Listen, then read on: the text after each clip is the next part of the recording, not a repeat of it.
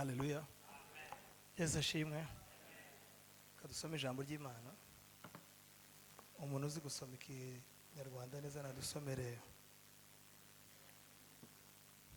mu gitabo cy'umubwiriza ibice n'ibirindwi, asomeye umurongo wa 11 ageze ku murongo wa 14.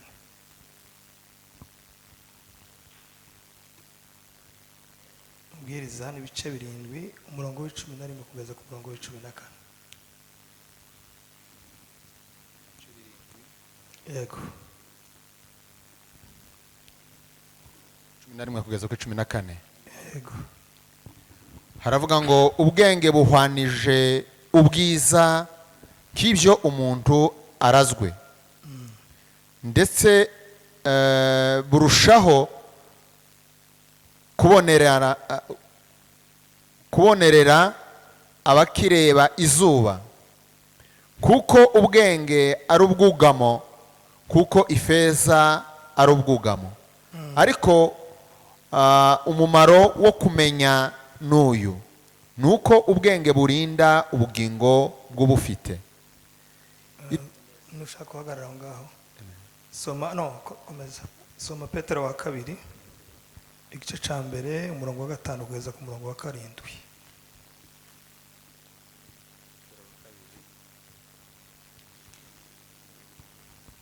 Igice cya mbere umurongo wa 5 kugeza ku murongo wa 7. Igice cya mbere 5, 6, 7. 5, 6, 7. Haravuga ngo ibyo aba ari byo bituma mugira umwete wose, kwizera mukongereho ingeso nziza, ingeso nziza muzongereho kumenya, kumenya mukongereho kwirinda, kwirinda mukongereho kwihangana, kwihangana mukongereho kubaha Imana, kubaha Imana mukongereho gukunda bene data, gukunda bene data mukongereho urukundo, kuko ibyo nibiba muri mwe bikabagwiriramo bizatuma mutaba abanyabute cyangwa ingumba kubzo kumenya neza umwami wacu Yesu Kristo. Amen. Okay, soma Abikorinto wa mbere ibice 15 n'umurongo wa 58.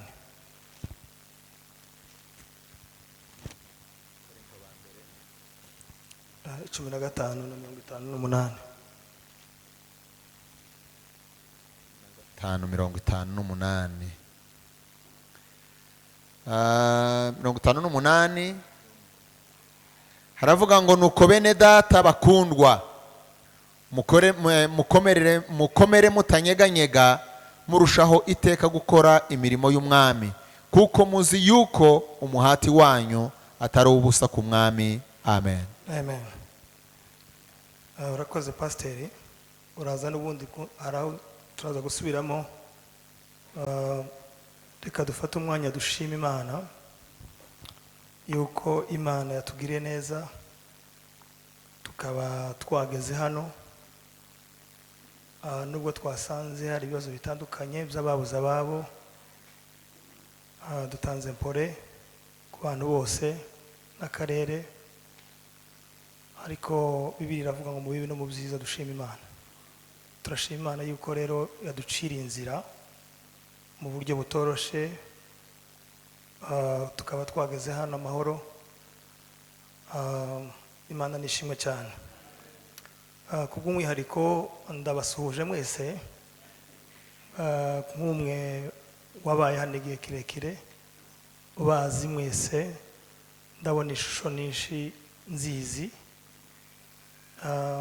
abo twabanye hano n'abo twabanye muhira, ariko twongeye guhurira ahangaha. Imana nishimwe cyane.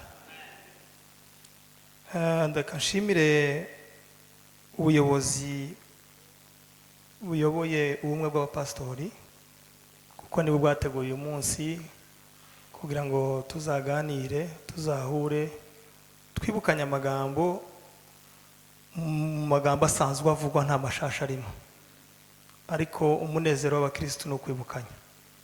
Rero turashimira ubuyobozi bwatekereje yuko tugomba kugirirwa icyizere cyo kugira ngo uyu munsi ari twe duhabwa aya mahirwe kugira ngo duserukire Imana mu cyimbo cyayo, tuvuge icyo Imana ishaka uko mugifitiye amatsiko nanje ugiye kukivuga ngo ifitiye amatsiko. Rero turabashimiye ku ikaze ryiza mwatuhaye, tunashimira abantu bose, Imana ibahe umugisha mwinshi. Hano hazakorerwa urubanza rwaho, nta zindi manza nokemurira hano usibye izibereye hano. Niyo mpamvu rero ntari butinde mu magambo menshi, ahubwo ninjire mu gikorwa nyiri bwite, kugira ngo ibindi byose binyuranye na hano wenda bizoza gukorerwa hanze ya hano, ariko kubw'impamvu z'umwanya reka tuganire mu mwanya mukeya. Zari ngombwa yuko shika hano ahari ejo, ariko impamvu nyine zitanturutseho birahinduka. Ari gushika hano ejo nijoro saa 2, ariko nashitse hano saa 10 za mu gitondo. Urumva ntabwo naruhutse, kandi naho nari niriwe ejo twiriwe mu murimo nk'uyu nguyu nyine. Kubw'izo mpamvu turavuga tubangagura, kubera kuko hari n'izindi gahunda nyinshi ziri inyuma. Bavuze kuko hari abantu babuze abantu hano, abantu bagomba gutabara kugira ngo babagereho. Rero ntabwo ntinda mu magambo cyane, ndavuga amagambo make yapimye, ariko muze kumfasha tuyabanemo, kandi ndaza gusaba Imana n'umwuka wayo kugira ngo ariyo iyasobanurira abantu. Ngiye kuvuga gusa, kandi ndizera yuko iwi ni umugambi w'Imana. Ni umugambi w'Imana. Ntabwo abantu mpambona barenga 50, 60, hafi 100 Imana yo bahuza nta mpamvu, ntibibaho.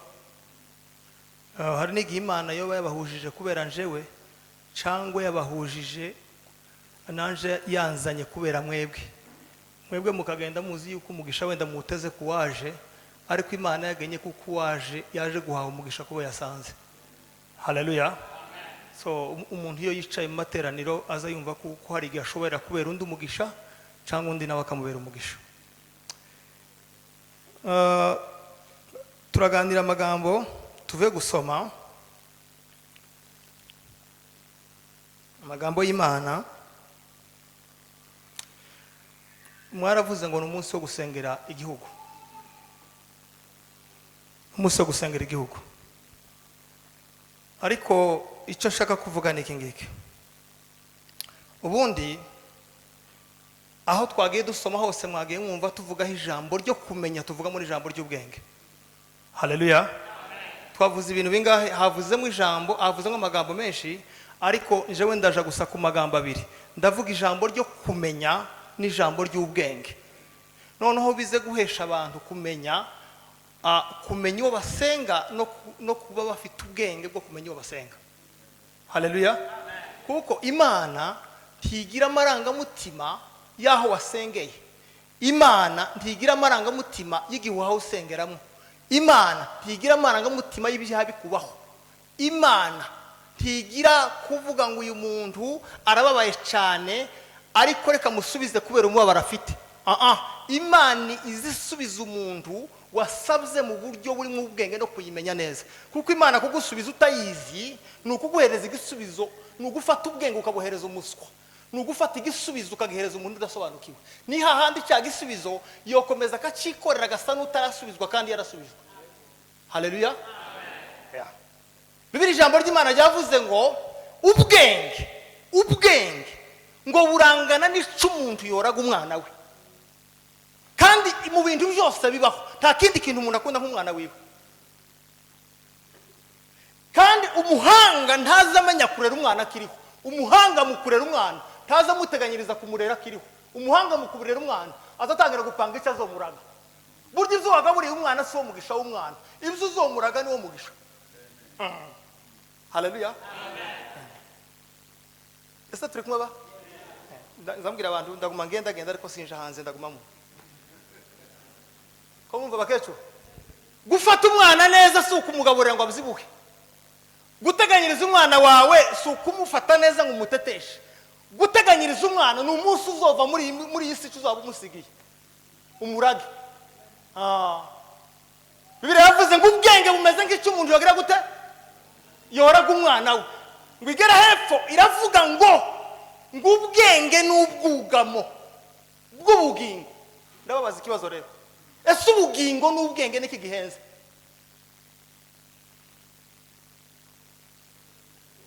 Ubugingo n'ubwenge niki gihenze? Oya, ubaye gute kandi niki? Ubugingo n'ubwenge niki gihenze? Niki gifite agaciro ku Mana? Bibiri zivuga ko Yesu yaje kuduhereza ubwenge cyangwa yaje kuduhereza ubugingo buhoraho. None se gihenze ni giki? None Bibiri yavuze ngo ubwenge n'ubwugamo bw'ubugingo. Donc Imana ntiyo guhereza igihenze kidafite ikizokirinda. Ese turi kumva? Mbere y'uko Imana iguhereza ubugingo, izibanza kumenya ko ufite ikizorinda ubwo bugingo, ariko bwenge. Imana ntiyo fata igihenze cyacu ngo ikirindi ngo igihereze umuntu udafite ikizakirinda. Donc ikihutirwa ku mukristo si ugusenga ngo Imana iguhereze ubugingo, ni ukwisenga ngo ibiguhaye ubwenge. Niyo kuko Salomo yavuze ngo ubwenge numbeze ubwenge, ahari ubwenge ubugingo buza buhashaka honyine. Nico se turi kumwe ba? Ahari ubwenge ubugingo buza buhashaka, kuko ubugingo buza bubeshwaho n'ubwenge. Igituma twandavuye gutyo nuko twagize imbaraga zo gushaka ubugingo, ariko tukabushakira mu gidafite icyo kizaburinda. Ukabubona muno wasohoka ukabuta hanze kubera ko ufite ikiburinda. Haleluya. Igituma umuntu azakizwa iminota mikeya si impamvu ze, aza yakira ubugingo bwagera indani bugasanga nta kiburinda bukagenda.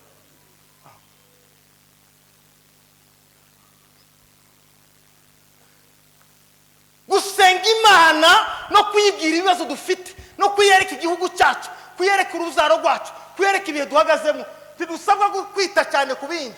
Tubanza Bibiliya yavuze ngo kwizera kwanyu mubanze mureke ibindi byose mukongeraho kumenya. Kuko iyo utazi uwo wizera uzi umusaba icyo atoguhereza, ukanamusaba n'icyo udakenye akakubwira ngo icyo wamusaba si cyawe. Iyo wawe usaba Imana udafite ubwenge, uzi uyisaba ikitagukwiriye.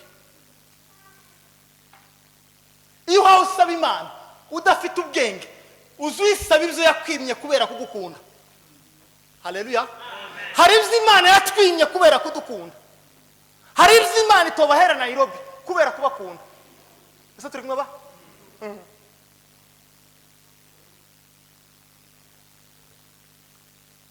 Iyo utamenye Imana uza wita ibigaragaza umugisha. Iyo utamenye Imana uza wita ibigaragaza umugisha kubera kutamenya. Imana yaguha imodoka ukayita umugisha, naho ni ikigaragaza Imana iguhaye muri ico gihe ngo irebe uko uzitwara muri ico gihe. Wowe ukagira ngo bafite imodoka bose nabasubijwe, nabari mu bigaragaza.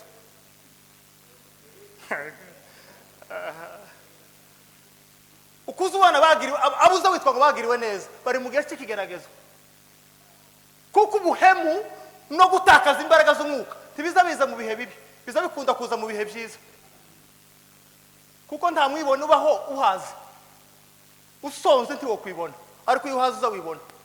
Noneho uwabwiriwe akavuga ngo Imana yamurebye nabi, uwahaze akavuga ngo Imana yamukunze, naho ntazi kuko yamubwiye ati banza uhage ndabe uburyo witwara muri iyo mpishe. Halo.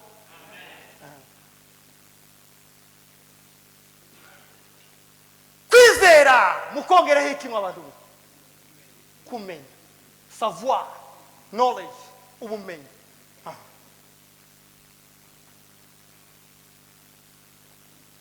Ukundi uruzi impamvu izi ngorane zose mufite ntizikomoka mu kwizera gukeya, zikomoka mu kumenya guke. Niyo mpamvu abambere bakera mu ijambo ry'Imana bagaze babwira Imana ngo uduhereze kumenya gutandukanya ibihe, uduhereze kumenya gutandukanya ibihe, discernement, gushishoza, kwitegereza, kureba kuri.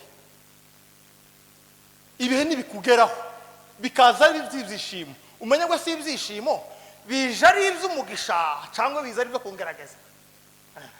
Iyo umuha abanyabwenge benshi b'Imana, abanyabwenge benshi b'Imana benshi baza bitonda iyo basubijwe.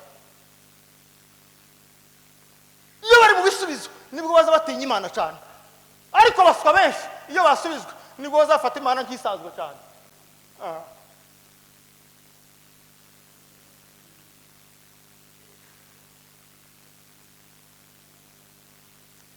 buriya urebye ibihe byose bigize Bibiliya, igihe gikomeye mu bindi bihe byose si igihe abanyeziraheli bari bari mu butayu, si n'igihe abanyeziraheli bari bari i Gosheni babafara mu madafari. Ibihe byari bikomeye byose bagize ni umunsi bataha muri Kanane, bikomporta nk'abantu bari i Gosheni kandi barageze muri Kanane. Halo, uzi igitangaza? Dufite abantu bari beza ruguru babaye babi bageze Nairobi, dufite n'abantu beza babaye beza hano Nairobi twabageza ruguru baba babi. Uzi igitangaje? Dufite abantu baza bashima hano ko Imana ibacira inzira bagiye muri Amerika, mukagira ngo n'umugisha Imana imuhaye, naho ndi mumenye kuko Imana ibimwimuye ngo imukure mu bantu kuko yarabagoye.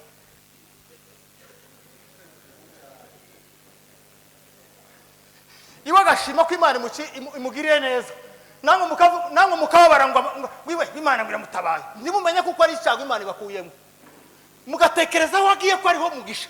Kumbe burya umugisha saho umuntu yagiye, umugisha naho uri mu gihe witahuye ukimenya. Kuko dufite abantu muri Amerika barutwa n'abari muri Kenya, kubera iki? Saho bagiye ahubwo ni cagiyeyo. Yakobo ntabwo umunsi Yakobo araga umugisha ntabwo yahawe ibifatika, yahawe ijambo aja kuri multiplier, aja kurigira ibifatika. Ubu nyine mwese ndaho udafite ijambo, kandi iyo umuntu ahahindura ijambo ibikorwa ntawe utobihindurira.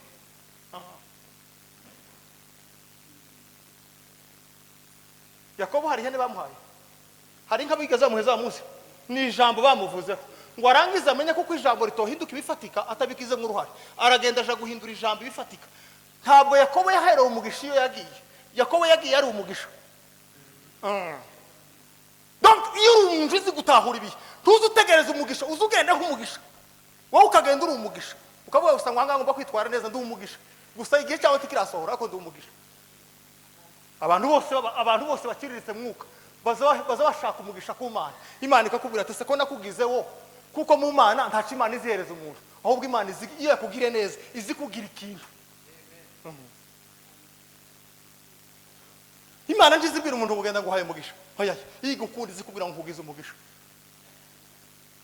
Muzi impamvu izikubwira ngo nkugize umugisha? Iyo ikubwira ngo nguhaye umugisha ibiguhaye imbaraga utohereza abandi, ariko iyo kugize umugisha ibikubwira ngo ubera abandi umugisha, ariko uzi guhabwa umugisha no gutanga umugisha wo kuwita mwiki.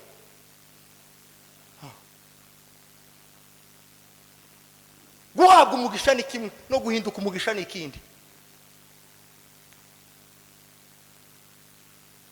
Umva mbabwire bino bintu muzumve neza, nabuzanzanye cyane hano.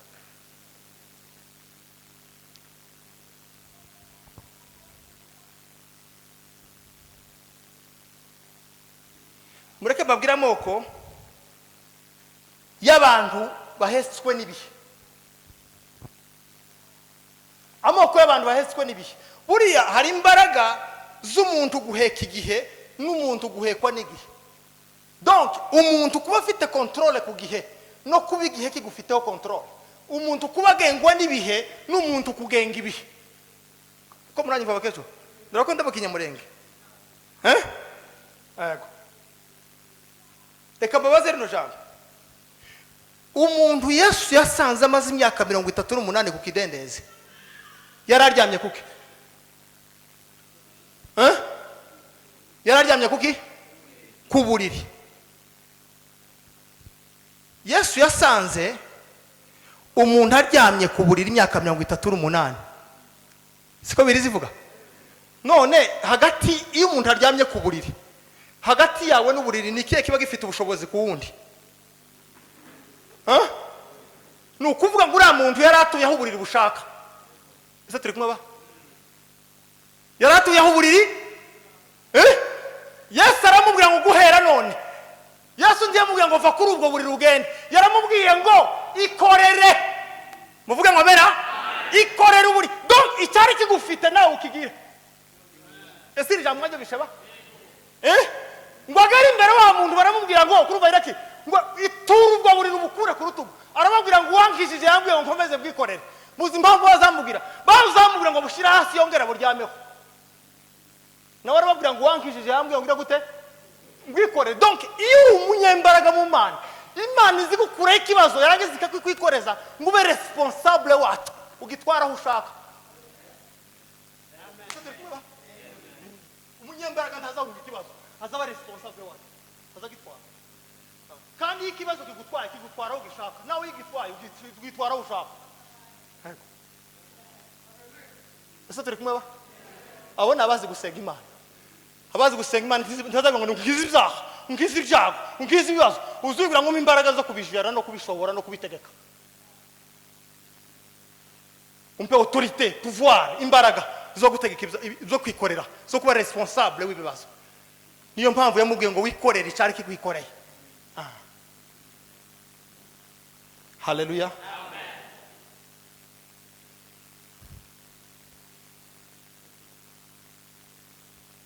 Abantu bagengwa n'ibihe barangwa niki? Baba abanyabute mu kuzuka, bakaba inkwakuzi mu kuvuga. Ahanga ndashitse kabisa. Abanyabute mu gihe abantu bagengwa n'ibihe bakecu baza batinda kuzuka, ariko no kuburiri bakavuga, bagakunda kuvuga kuruta kubyuka.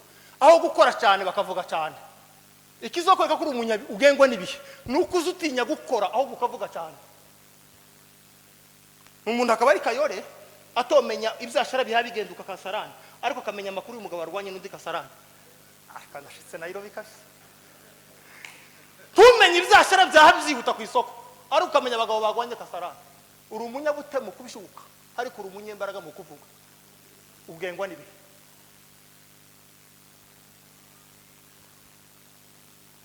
Turi kumwe ba? Ko turi kumwe namwe? Ariko warumva umuntu atamenya icyabana barya, ariko akamenya icundi yariye. Umuntu ugasanga ntafite liste y'icyabana biyo barya, ariko afite liste y'abandi bariye. Uri umunyabute mu kubyuka, ariko uri umunyembaraga mu kuvuga. Kumva bakecho? Tufite liste y'abana bawe barya, ariko kero wamenye ibyo mugenzi wawe geze gute yagaburiye abiwe. Ugenda abantu batagengwa n'ibihe ngo bazabazuka kare bakavuga bukeye. Abo ngabo bazabamenya ibyo bagaburira abana babo, tibamenya amakuru y'abandi. Nze tugira abagabo muri iki gihugu baza babyuka kare yabyutse kare ni saa sita, ariko umubajije amakuru ya saa moya yakubwira kandi yari mu buriri. Urabona umuntu abyuka saa sita akavuga amakuru ya saa moya kandi yarajyanye saa tanu saa yine, wayamenye ryari wari mu buriri. Donc no mu buriri aza musangayo. Umuntu yabyutse saa sita, ariko afite amakuru ya saa moya kandi yabyutse saa sita. Ese ayo makuru ya saa moya yabaye muri kayo yamenye gute kandi yararyanye? Abanyabute mu gutekereza, abo bantu bose bagengwa n'ibihe. Abantu bakabiri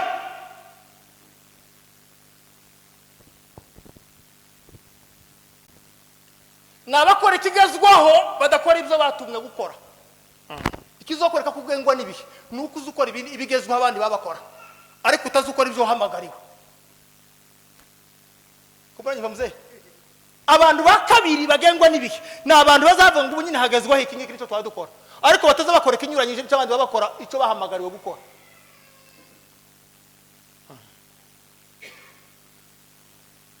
Je jambo disubiremo. Na abantu batazabakora icyo Imana yabahamagariye gukora, ariko bagakora ikigezweho. Ibigezweho akaba ari byo bakora. Mbese we ntazi kubaza Imana ngo se muri kino gihe nkora iki, ahubwo azabaza amakuru ngo se ni ikigihe kigezweho nanjye ari cyo nkora. Ubundi isigwijije abakene nabirundiye mu muhamagaro w'umuntu wese. Isigwijije abakene n'abantu bose birunduriye mu muhamagaro w'umuntu umwe. Pasiteri nafungura ikanisa mumwirukankire n'akazi mwese n'umwe mu ikanisa kandi mwocuruza na kabiri, mwagiye mu muhamagaro ko ntawe muzogera. Komanye vaketo ukaja mwese mukaja kuboha imisatsi kandi Imana yaraguhamagariye gucuruza ibitenge. Mwagiye mu muhamagaro w'ikigezwaho, ariko ntimwagiye mu muhamagaro w'Imana yaguhamagariye. Cyo gito mwese ubunyine musige mufite ama YouTube n'abagore ba pastor bafite za YouTube, kandi umugore wa pastor agomba kuba na pastor mu cyumba cy'amasengesho gusenganira amateraniro n'iyinga. Ngo ategerereje aho gutegereza ubuzima ku Mana yamuhamagaye, ngo butegereje ku ma views.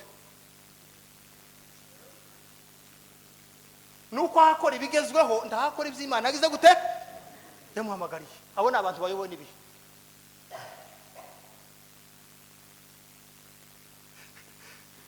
Ese ko muranyumva baze uko nimutangara umure mpabona abapasiteri hano hari abashobora kuba barakoze iby'umwe yakoze muri mwebwe yarabihamagariye. Ukabihamagara ko inyamuhigi yandi yose ikaza mu muhamagaro wa nayo ikakwigana.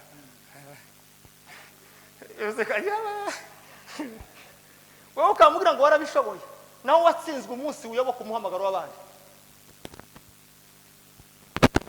Yesu mani cyubahiro aho turiko. Haleluya. Aba gatatu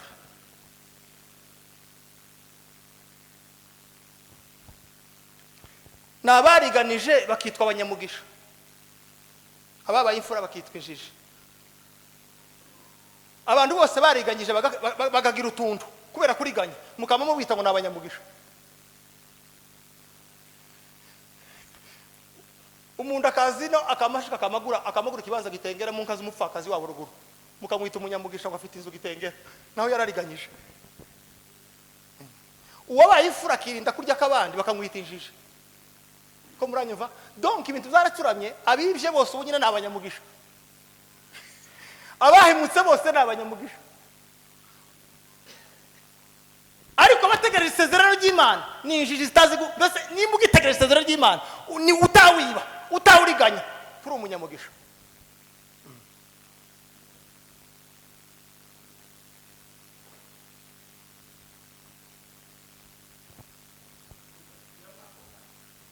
Nukuvuga ngo twebwe tuzatubona n'uwariganyije uhagaze mu bihe by'uburiganya tukamwita umunyamugisha. None twabona umuntu utegereje isezerano utarasubizwa tukamwita umukene kandi ari inzu umugisha w'ukuri. Undi nawe abaye mu mugisha w'ikinyoma.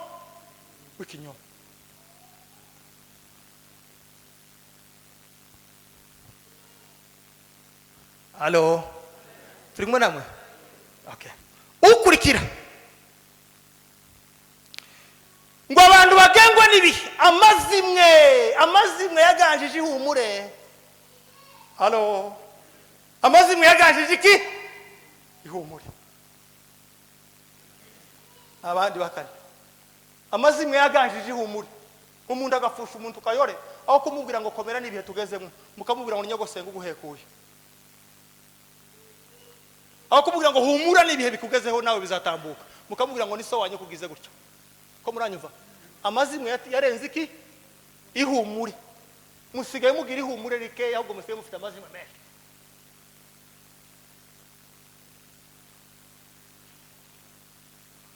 Mufite amazimwe. Abantu badafite discernement y'ibihe bagira amazimwe pastor, bagira amazimwe.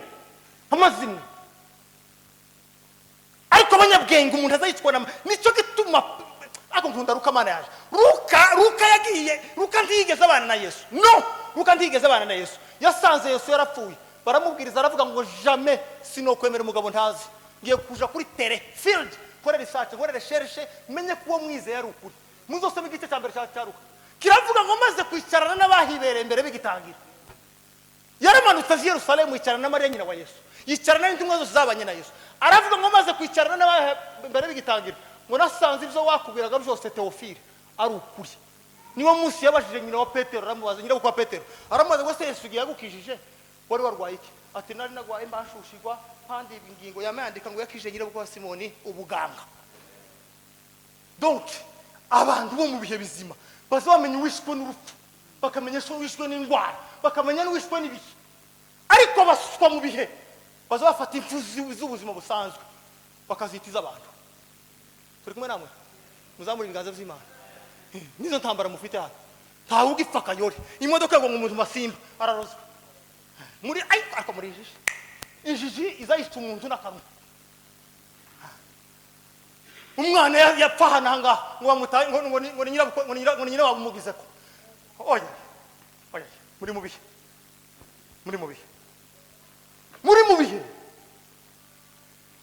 Pastor nimba umwana wa Kayora apfuye akabayishwa na nyirakuru.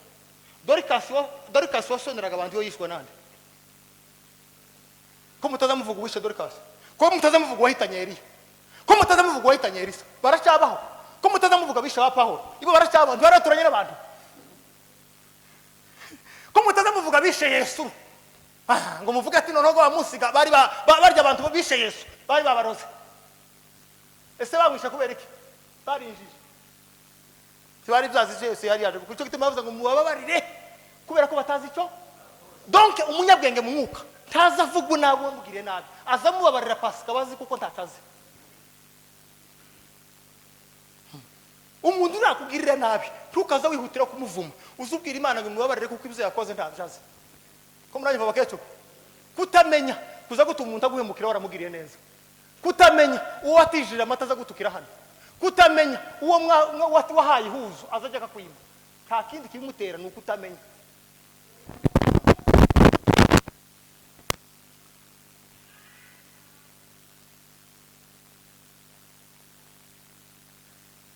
amazimwe yahawe intebe amurite mushobora amazimwe yahawe intebe kurusha ihereza ntaco amazimwe yahawe intebe kurusha ihumure ryabaye rikembo abantu reka mbabwira abantu bazi kwitwara neza mu bihe noneho namimbabwiye abantu bazi batwagwa n'ibihe reka mbabwira abantu bazi gukontrolinga ibihe rero abantu bazi kujera ibihe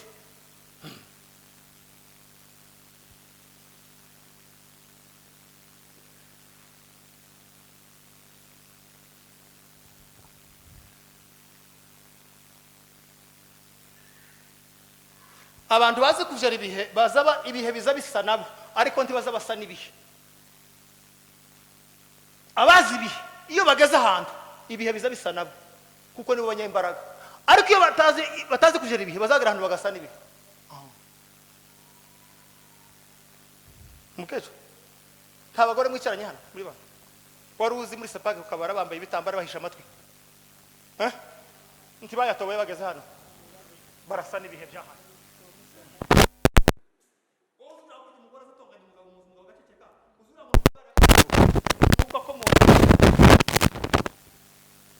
yageze hano asa n'abahano kujya abagore bari kuzatongana hano yamasa nabo arasa n'ibyaha ariko umugore wavuye ku kabari kwa kundi akagera hano yarashise akomeza kuba bawundi kubera kuko azi kujera ibihe niyageze ahantu hari amapfa aza akomeza kwitwara neza nta muntu wabereye ingare hano yaravuye rugura yitonda oya ye ni umwuka wahanga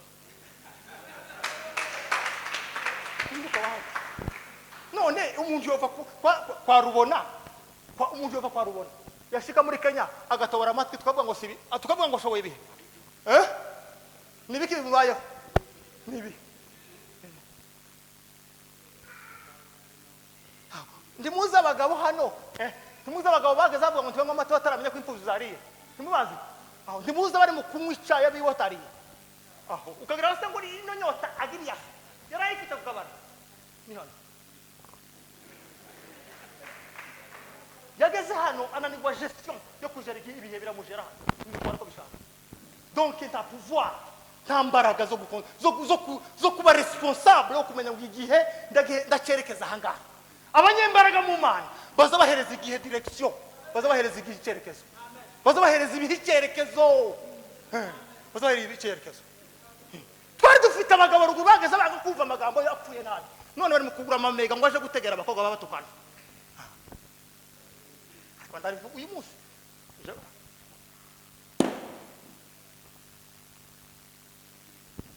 ibihe byabageze barabona umuntu umugabo agira ibiro 80 mupfakazo akagira 35 muri buhunzi mwese n'ujya mupfakazi wanyu ariko wowe ufite ibiro 80 mupfakazi wanyu muturanye hanga kayoni ibo karagenda gabanuka uko kagenda kongeza umukaba ukazuba ngo Imana kirakugirira neza yayo ni ibihe byabikugeraho kujya soko bishibwa ni ibihe byakubayeho umubyibuho so kugira inda nini ifite uburiganya umubyibuho nukugira ntoya hari abahaze kubera wewe ni umubyibuho uzasaba kubyibuho ariko bana yaje ruguru wageze bose umugore ugiye kujya tese kwanyana kabariye iyo jambo ryahabaga ese ko mugiye kurya kwanyana wamenye ko abana banyana kabonye amata siko gaso ariko wageze ino urimo kwa mutabira intore 40 nta makuru yo munzi y'umuturanye ufite ukayaboneka ngo ntubufura buke bwakubayo yaye wahuye n'imyuka yino nicyo gituma yakobo yabwiye abana ngo nimuje gutaha muzikorera amagufwa yanje muyajana, kwari ukugira ngo batware dignité, batware amagufwa azabagendera inama, kubera kuko twasize amagufwa y'abasogokuru ruguru tukaba turi hano, uko ko muragenda ku magufwa y'abawe bikuru bari hano.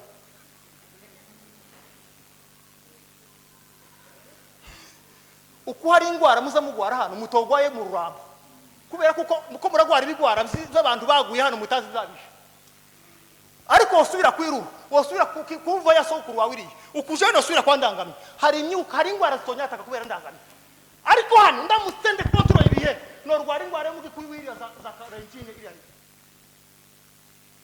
Niyo mpamvu abantu bize spiritualism, gestion d'esprit, abantu bize ibintu by'imyuka yera. Nta murozi wo muri Tanzania warogo umugore uvuye mu Minembwe azamubwira akavuga ngo valere z'uyu nguyu sinoziroga nje namenyereza Tanzania, ariko yasanze wa mugore mu Minembwe yataye valere ziri afite izindi, c'est facile ko muroga. Ese ryo namwagibesheje ni ukuvuga ngo nimba waravuye mu Minembwe ukaba ukiri wa wundi hano, nta mugore wahanga, nta mwuka wa hano wo kugirira nabi, kuko uzuza n'indangagaciro badafite bo ukabayobera. Niyo mpamvu Daniel bamuhaye intare ati bene abaga batishoboye, ariko ngo bazana abaho ngaho kirabana zaravuze ndarate abantu batuzane no nibashashi izi ndangagaciro tuko zitamira, ati muturebera abaturanyi bahangane batumenyereye, babazana abagabo bangaze bakaza kanje, kubera iki ba Daniel bari Babylon ariko bafite valere Jerusalem. Bezimana icyo bari Babylon ariko bafite valere Jerusalem. Tugomba kuba muri Nairobi dufite valere zo mugata, kugira ngo dushobera bino, kugira ngo tuyobera bino tugomba kwicarana le valere zo kwisoko. Ese turi kumwe ba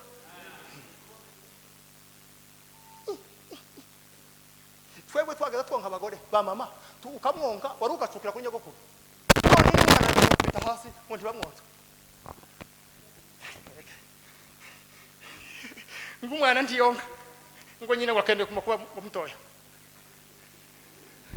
Turakuzura igikonko ke cyaruguru zigira gute tukuzi mugahwera ugira imyaka irenga ku gitugu, turashaka ubusima ko turakuzi ari utazi undi hano ndetse bagazura imisogo atira saka yose y'abandi tani yugira, none wageze nugura bibiri ngo wabaye munyamugira mukambwenda bake oroha uzuja kwisazira hirya Mombasa mu banyagikuyu, ariko abo b'abanyamurenge bakubita ko uhawe ukashara wabuze igiteko cy'imyumbati siko mzee ibihe Yesu waje mu isi akamara imyaka 30 ngo afite umubiri w'isi, ariko ataragira valere z'isi, ahagendana valere z'ijuru. Yes, imyaka 30 akandi gano no yari mu bagabo basanzwe, bene abangaba yari mu bafarisayo n'abasaduka bize ba intellectuel baduwe, akabicaramo ku mwana nimugoroba bakavuga verbe kuyinda akabahindura aho guhinduka. Ubundi umugabo w'umunyabwenge ntazareba aho yahagurukiye, azareba aho yicaye. Nubona urahagurutse muri Nairobi uzotsinda, ariko nubona uricaye, kuko ikintu cyose kizagike mugono kwicara, kizagike mugono guhaguruka. Niyo mpamvu abaswa bazava ngo turagihagurukira, abanyabwenge bakaba turacicarira.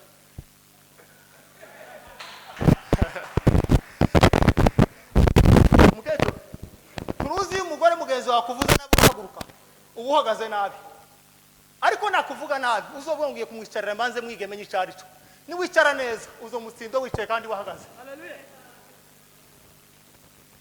Umuswa wese yege gukemura ikibazo azayirukanga, ariko umunyabwenge gukemura ikibazo azayicara. Cyo gituma aba president batazabahaguruka, bazakora inama bahagaze, bazabayikora bicaye kwikaho.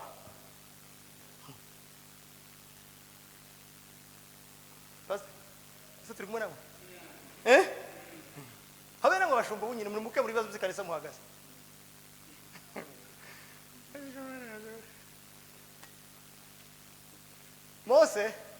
Mose ngo Miriam na Aroni bagaza batomboka akamaje ku musozi kwicarana n'Imana. Donc umuvisionnaire, umuntu ufite vision, icyerekezo cy'abantu, umuntu yowe abandi bantu, umuntu abandi bantu wese icyerekezo. Ubundi visionnaire, umuntu ufite yerekwa ntazasangira ibyishimo n'abayoboye. Habe n'umwungere mwiza ntazaba mu byishimo by'ubwatsi, azasiga zicuritse mu bwatsi yatanduye akaje gutanduraho zizonezererwe ejo. Nawe uzunezeranwa n'abakristo umunezero mukawukunguta ejo bo gusarana, uzubasiga babanezeye uje gushaka izo banezeze ejo. Ibyo bikora abandi ba Mose bageze basiga abantu mu butayu bakaja ku musozi kuja gushaka imbaraga zizobafasha ejo. nawe wewe uzuje gusura abakristo ave mu butayi washuka siga amagambo ninde usize amakuru umuntu ni pasteur wagiye gusura na ntawe uvuye seko braji bakecho ubundi pasteur agomba kuza gusura abakristo amize iminsi 3 ku butayi kugira ngo naza mu wawe avuga ibyo akuyirira ku musozi ariko iyo yaje ntahavuye aza kuzana ibyo akuye mu muhana bakavuga ngo ninde uvuga za makuru ngo ni pasteur uvuye mu kubera iki ni umunyantege nke wasuye abanyantege nke ariko umunyembaraga aje kuzihaha ngo asura abanyantege nke influence impact siko bimeze mzee ese muracyanguze ba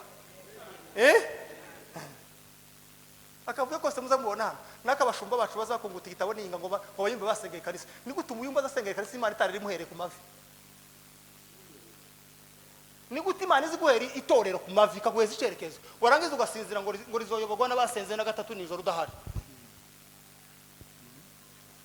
zojoboka ubundi abayobozi bose bakera n'itorero mu butayu umuyobozi gusa yari umweri mose kuko ni wari wahawe isafari iva muri Egiputa ija muri Kanani none Imana ari guhere Nairobi ngo uraryamye ngo rizohura twirira ku musozi n'abayumbe bari hano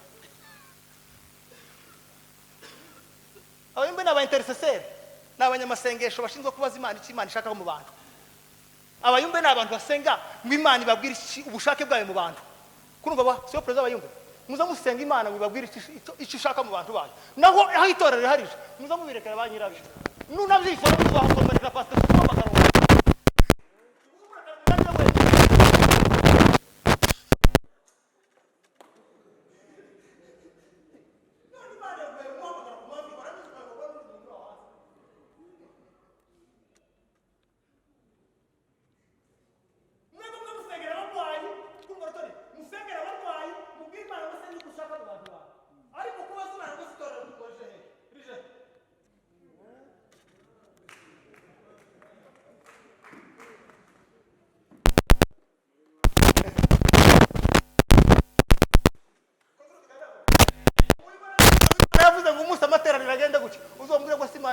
yayobewa hondi bazaba ko cyo bita intercession of travel abazaba yije mu mirimo itamureba mu mirimo itamureba nubwo buri umuvugo uvuga gute Imana ngiye fata inshingano zawe uhereze mu follower Imana ngiye fata inshingano zawe uhereze umuntu uyoboye tibibaho jamais gusabiza biba ahantu hari indiscipline hatari discipline nico gituma icyo bita disciples vient du mot disciple hakaza mu jambo discipline discipline niki nuko intumwa zubahaga Yesu zikabaza Yesu cyagomba gukora Yesu akazibura ngo icyerekezo niki ngiki ntabwo umunsi Petero abwiye Imana Yesu ngo ntitwerekezana yaramubwiye ngo mva inyuma si wowe ufite iyo mpayeje nije uzi iyo mpaye mbajana aho baturumvikana baze nahabinaga kubera discipline azanezerwa gusa kabiri ngo ndabonye ngo pastor ngo uturetse ngo mbonye amayerekezo uri satani kwatanga amayerekezo mu itorero wararihawe nico gituma ikanisa ari biblioteke ni biblos ni biblioteke ni ruganda n'uruganda rucura abanyabwenge ariko si uruganda rucura injiji nyinshi itorero ni uruganda rucura abanyabwenge ariko si uruganda rucura injiji ubundi twakagombye gusohoka mu ikanisa ducura abanyabwenge twese ariko uzoreba tso dusohoka mu twagera hanze abantu bakagaragaza ubupfu ari benshi kubera iki nta discipline yari hari ababwira abandi bantu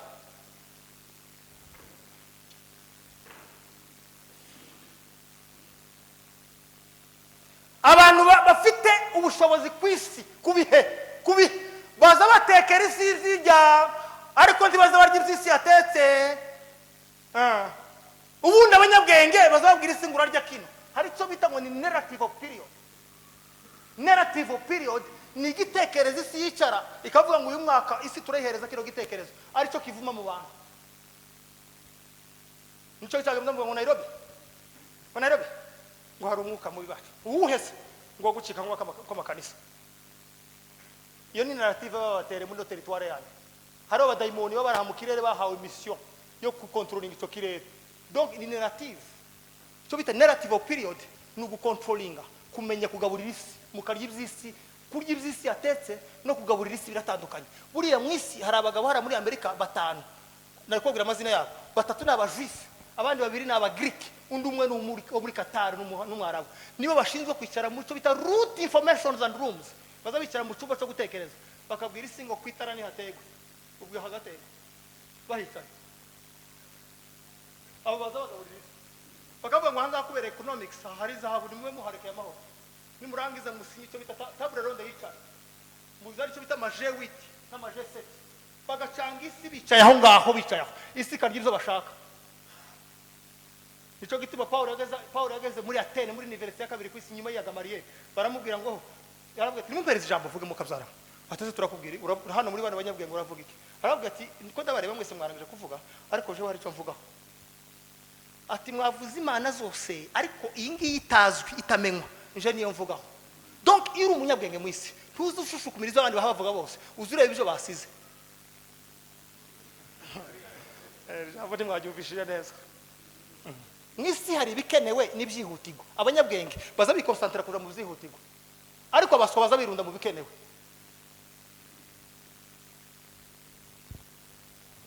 Bikenewe nibiri cheap. Ibyihutirwa ni ugutekereza ngo sisi kiraja hehe. N'impamvu abakristo bananiye muri mutunza abakristo bananiwe kujera isi bakabazanira isi bayikuye hanze bakayizana mu kanisa bagasanga na pastor nawe yayiriwemo nawe yayizanye mwese mukayirwanamo hano.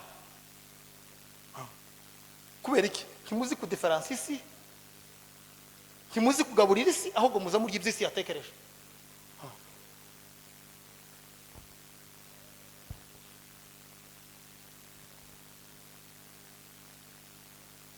Zakayo yurira igiti. Zakayo yurira igiti. Muzi impamvu Zakayo yurira igiti? Yaragira amakosa menshi ku buryo azatekereza ni yurira n'igiti cy'umuntu birabikibazo. Aravuga ati nimbwira umuntu ngo nampeke ku bitugu azavuga aje zanyishuza ngo niwe wantishije ibitugu biziye kugira ngo ndangize Yesu. Ngo yurira igiti kitari cy'umuntu cy'umukuyo kugira ngo abone Yesu. Donc iyo tugeze muri periode ya discernement yo gutekereza cyane ubundi reka mubwire kino kintu amoko aba mu itorero y'abantu muza muyobora abantu mubazi pastor hano mu itorero tugira amoko ane kandi ayo moko ane ari très dangereux. Audience tuba dufite abambere n'abana b'intama. Abana b'intama mu itorero n'abakristo bari mu itorero bakeneye gusa kumenya ubwami bwo kuja mu ijuru. Nta bindi nta cubahiro nta giti nta kumenya isadaka yagiye gusa nje ko ndaja mu ijuru. Uwo n'umwana w'intama. No kuririmba mu ikarisa ni bukeye no gusenga ni bukeye no kuzinara ni bukeye azaza muno aje kumenya. Donc abana b'intama bazabazi muhira baje gutegera kurusha kuza kuvuga. Ikibazo cyahabaye twagize abakristo bagize inyota barimo kuvuga bose baje kuvuga kurusha kuza gutegera.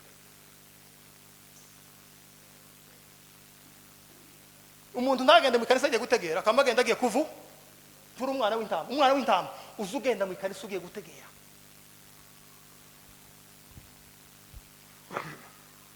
Hakabaho biti intama n'abakristo bacecetse bakuze mu mwuka bazi gutandukanya ikibi n'ikiza bazi na muvuma yo kureba ngo iritorero koreje mu ijuru cyangwa ndahori yarije n'ijya pasteur. Zo ni intama zifite ubwenge zishinzwe konsa abantu. Niba abakristo bazabaje gusura abagwayi bakarekureba abakristo bashasha bakabwiza ubwami bw'Imana agatemberera abakristo pasteur atabimutumye. Iyo ni intama izi kurera abana bayo bataramuhaye inshingano. Mbese n'abantu bakorera inshingano hanze y'amateraniro. Abantu bakorera inshingano hanze y'iki? Tuzi pasteur utaragara mu wawe. Pasteur wawe ni wa wundi wakuzana ikiro cy'isukari wagwaye. Uwo ni pasteur wawe nubwo yabara umuntu uhana inyuma gusa hanze. Uriya pasteur wawe utarakuzana ikiro cy'isukari si pasteur wawe. Pasteur wawe ni wa mugabo usazwe hano muri bantu ba Kristo wamenye ko ugwaye kuzana ikiro cy'isukari. Uwo ni we revera wawe yewe. Uriya hano ni yinga. Revera wawe nurya mugabo uza wicara kabako kwanyana kabarwaye mwabonye icyaha kaguhereza. Uwo ni we revera. Donc intama zazikorera responsibility hanze y'amateraniro. Baza bakorera inshingano abantu batari. Izo ni intama. Halo. Turi kumwe ba? Hakabico bita ngo n'amafarashi. Amafarashi akankunda rugagaza ngo bigeze kumubaza pastor rugagaza wo mugatanga. Ngo bigeze kumubaza se muze kugira ubukristo bwinshi abasama bare mu kagogo bose bagakubita inyana yawe woyikurikira. Arababwira ngo ibiroroge by'abanyabyinshi uzoja kuyizana. Ati biroroge byacu. Donc yashatse kuvuga kuko iyo ukunda Imana cyane izikuremera ibiroroge bigomba kugwanira gakiza kawe utari. uzi yarashatse kuvuga kuko iwe agakiza kiwe. Nicyo gituma Yesu yita umwana w'Imana w'intama. Yesu yita umwana w'Imana w'intama, afata imaje zibiri. Azaba intama, iyo waje umushaka ikigukiza aza kubera intama agaca bugufi. Ariko iyo waje kwangiriza ibimufite aza kubera intare. Donc principe z'umukristo ni ukuba intama mu gihe abantu bagukeneye, ariko mu gihe abantu bashaka kwangiriza ibyawe ugahinduka intare. Attitude.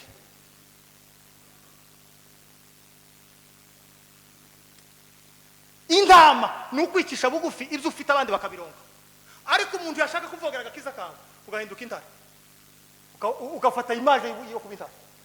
Cyo gituma Yesu yabaga umwana w'intama w'Imana. Yageze mu ikanisa afata ingona agira gutakubita ba harya yari abaye intare, ariko bagere ku musaraba aravuga ngo abari hirya no hino nahinduka intama n'ingoga mwese y'abakinyabwo. Naho iyo wasenze cyane abo babita amafarashi nimbangukira kure z'itorero, abantu bagwandira ishaka ry'Imana badafite response, badafite icyo babasengeyeho, nibo babita ngo ni amafarashi. Amafarashi ngo nyana karwaye gasarani akabiruka ngiye kumureba, nyana kari mu bitaro akabiruka ni farashi y'Ikanisa. Ko murani bakacu iyo ni farashi. Hari umuntu wari ugize ikibazo kamugena ho ndebe Imana ari cyumufa uri farashi. Kandi hakabaga izantama nababwiyega intama ganti zinavuga muzorebe intama ntizihunga imvura, izinya imvura iguye nibwizirisha. Hakabaga no habita ngo ni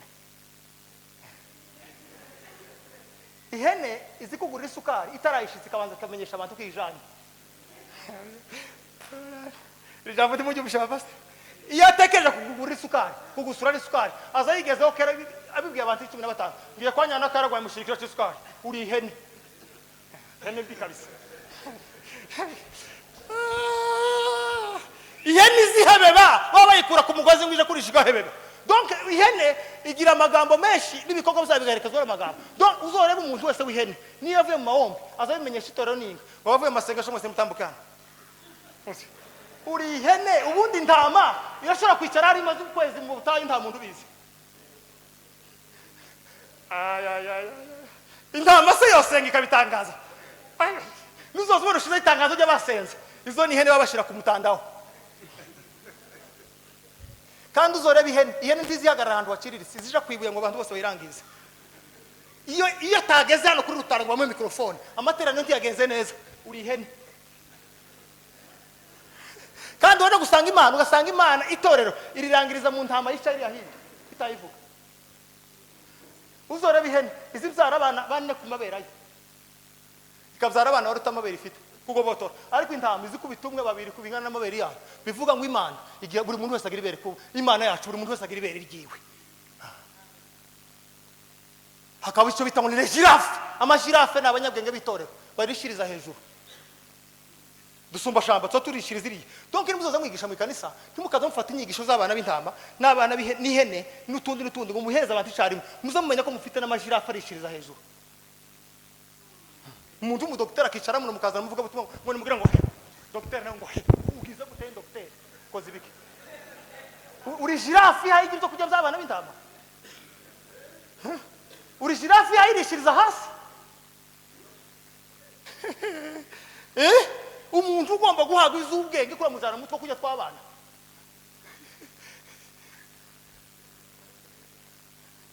Bashaganya mugeze wawe kamushaganya nyine.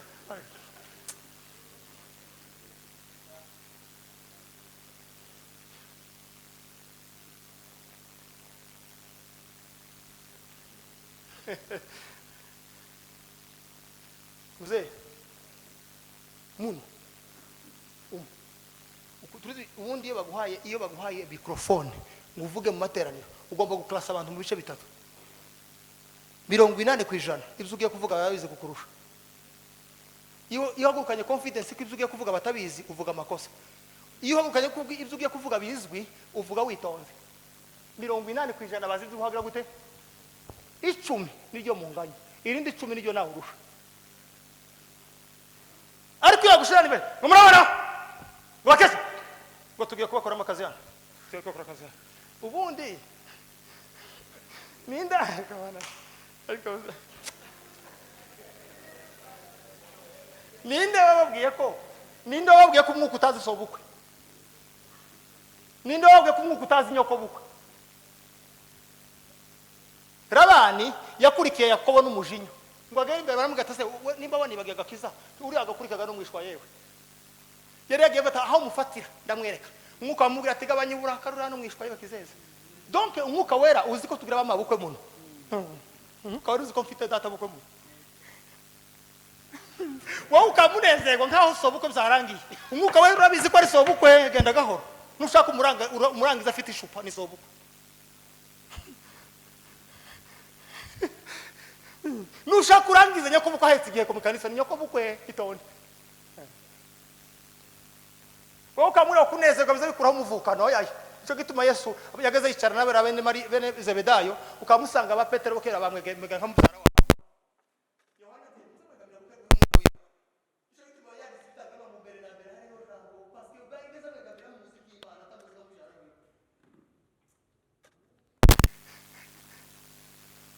Discernement. Kwizera mukongereho kumenya ngo mutasaba ingumba sterile mukaba abantu batatu ingumba zo gutekereza. Ubundi ubundi Imana ndiyo kwemera kuyimenya utarimenya jamais. Bibiri jambo gimana kwizera niko kwatumye Mose yimenya kuko atari umwana wo muri Egiputa aravuga ngo umuheburayo. Kwizera ikintu cyane cyo gukorera no kukumenyesha ituri. Uko nimba utaremera ko umunyabyinshi tutaramusita utaramusama ukunda hanga utaramusita kwa ntabeza ukuri ko Imana ntikuze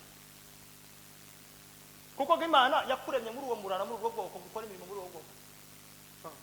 Wowe ukamura none gukizwa no kwambura ibindi byose gukizwa no kwambara ibisanzwe ukiyegereza ibigoye.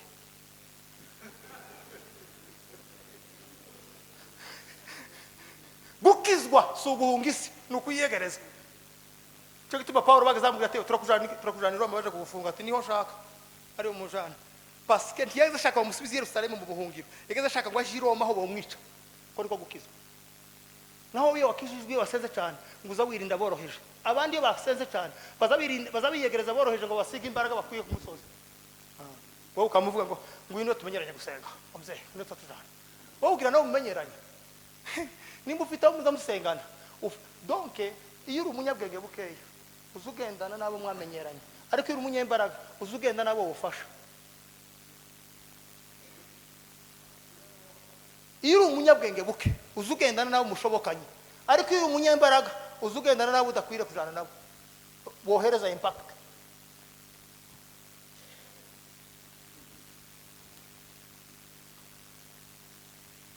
Abantu iyo bageze ku rwego rukomeye baza bajana n'abakomeye bakagana uko kubishobora. Ubundi abanyabwego rukomeye baza bashaka bakiriritse ngo bakomeze nkabo.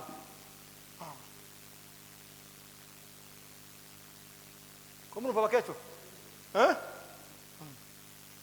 Wewe wakuze ufite uruhimbire mu nkongoro n'ibikombe bitatu. None unyine bahuzanye firigo ngo ntukivugana n'abatayifite. Kurumva bakecho? Ngo ntukivugana n'abatagize gute? Donc firigo yaragiye mu mutwe wawe kwimura nk'umuntu ubunyine twokubaga mu bitekerezo twosangamo firigo.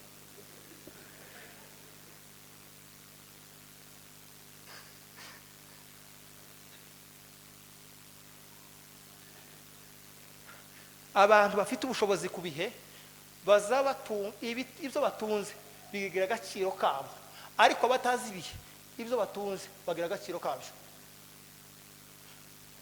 Kabasobanurira jambo ikambasobanurira ijambo ryiza muryumve neza. Turuzi muramu wawe utuye kuri yanzu yawe utuyemo ubu nyine ni wawe ariko bozana President Ruto akimukiramo ho hindura izina akitwa Palais inzu y'ibwami kubera iki kandi batahinduye intebe batahinduye ibihungu hakitwa ibwami kubera ko waryamyemo niki wewe bakakurengeza akakujana kwa Ruto hotakaza agaciro ko kwa Ruto hakaguma sinzi kwa Ruto iriya nzu rutajyanye mu nyine yotakaza agaciro kubera ko itashemwe wewe. Donc iyo bavuga ngo imodoka zose ziva mu ibarabara President gutambuka ntiba bavuze ngo hatambuke gusiza imodoka zihenze ntiba bareba imodoka ihenze baza bareba icicaye mu modoka. Donc abakomeye mu isi nabahesha agaciro ibyo batunze bigatwara valere zabo aho kugira ngo wewe utware valere y'ibyo utunze umuswa iyo aguze imodoka agenda nkayo, ariko umunyabwenge iyo aguze imodoka akomeza kubaho kuko imodoka niyo yagize agaciro kiwe.